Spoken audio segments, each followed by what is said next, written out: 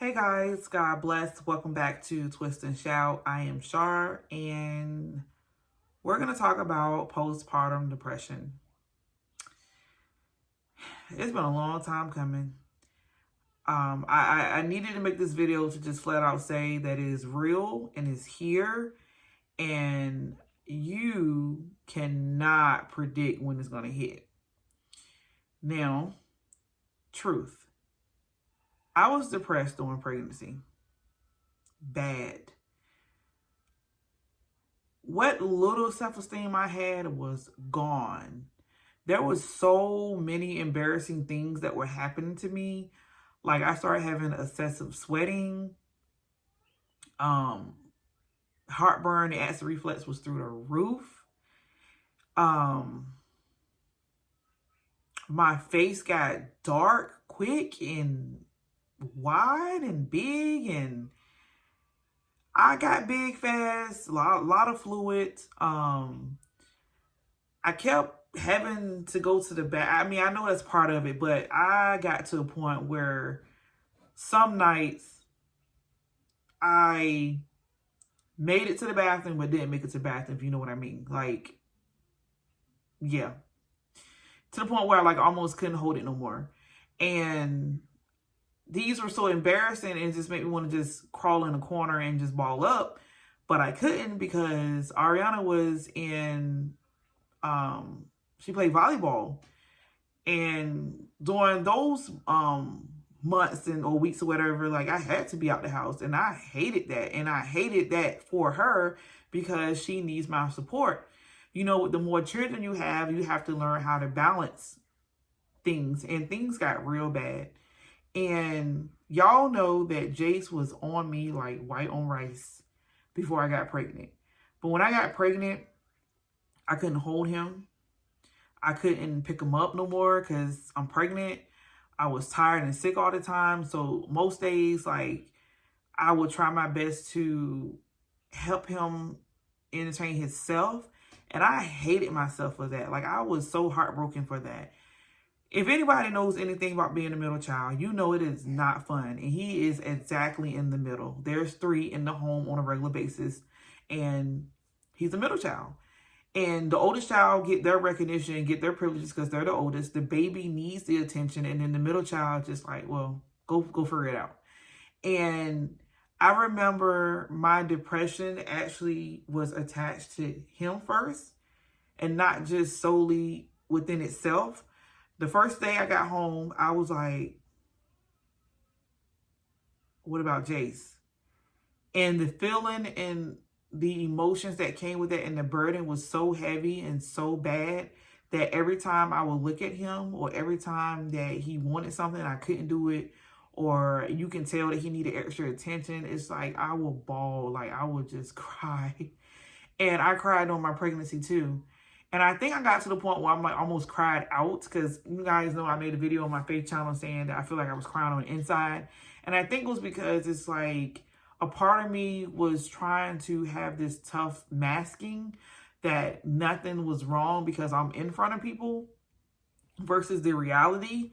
And then the stigma that comes with it, right? Because a lot of people's oh, everybody's claiming depression now. And it's did it ever occur to you that maybe depression is that dominant now in this society with everything that's going on, especially pregnancy, in a pandemic? And it's now looking back at it, and even in the moment that I am now where I can open my mouth and say, I'm depressed, I didn't allow myself any grace. We went through a pandemic and I was pregnant in that pandemic. Already having to take care of other kids in the pandemic, and we got COVID twice in this house. And it's I had COVID while pregnant. And it's I didn't give myself no grace for why I was stressing and depressed. It was just get over it. Come on, to the next step, to the next step, to the next phase. And I really didn't leave any room to just be. And even with the YouTube thing, right? It's oh, I got to entertain people. And even though I'm saying it okay, my health is more important, my mental health is more important, this is the reality of it. We say these things, but then we feed into other things. And it's for us, I think it's a coping mechanism because it's I'm keeping myself busy.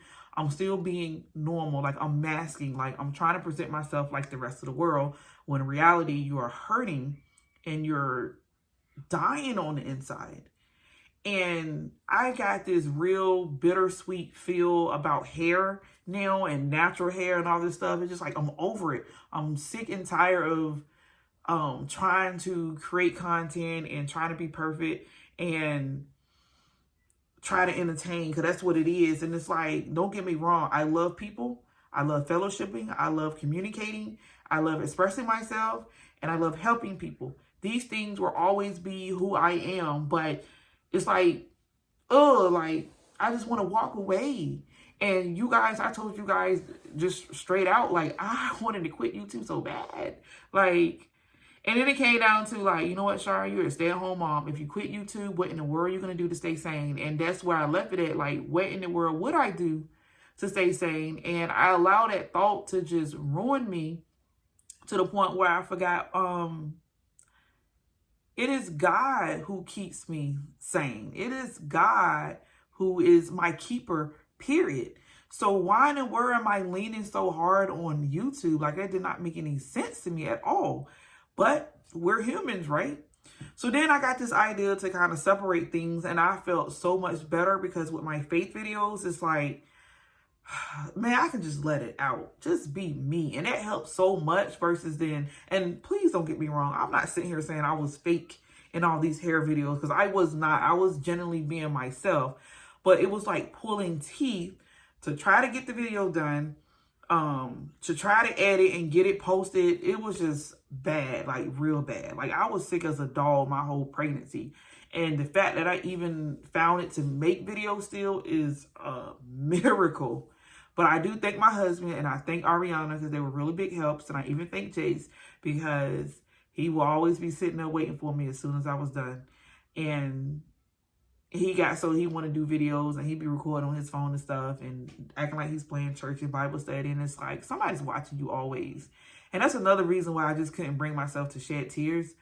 Because I know he's watching, he's right there. And a lot of other kids in this world, like, they're really attentive to their parents. And when something's wrong, they know. Just like if something's wrong with them, you know. And he is definitely one of them. I joke with my daughter, because, man, she could be right there. It'll just go over her head.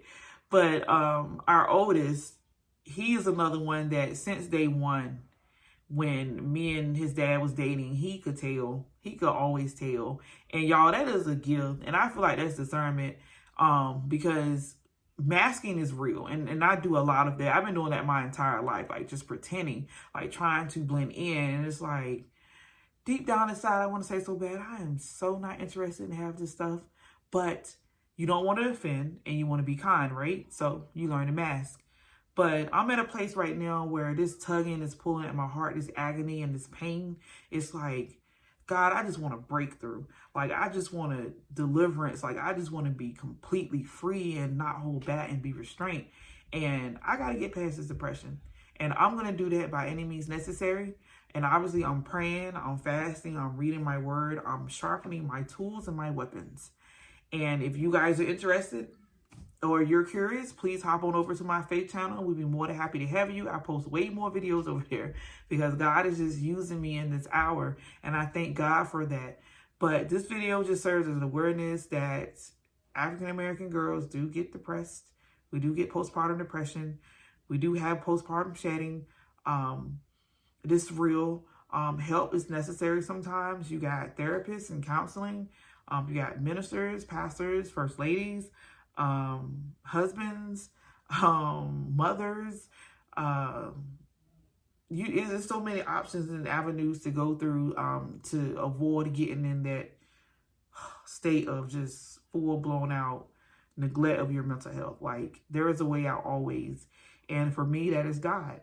And I even wrestle with the idea that, you know what, a part of me just want to get rid of the twist and just shout and just have a completely God-fearing channel and not even worry about hair anymore. But I know I'm still playing my hair, and I know you guys enjoy me playing in my hair. a part of that too was kind of comparing, contrasting with other people. And it's like, Shar, you were pregnant. It's a pandemic. Like, relax. Like, what are you trying to do? And truth of the matter is, I wanted my hobby to pay my bills. Duh. But this just goes to show that when you're passionate about something, it doesn't matter what you make. And by all means, YouTube, that $150 a month is it's just what it is, right? Like, it's gas money now, right? And I thank God for it, so I don't take it for granted. But I'm just at a place now where I'm tired of trying to force myself into this box of organized and structured and scripted. And it's just like, man, I'm going to be really random. And I hope you guys really enjoy it.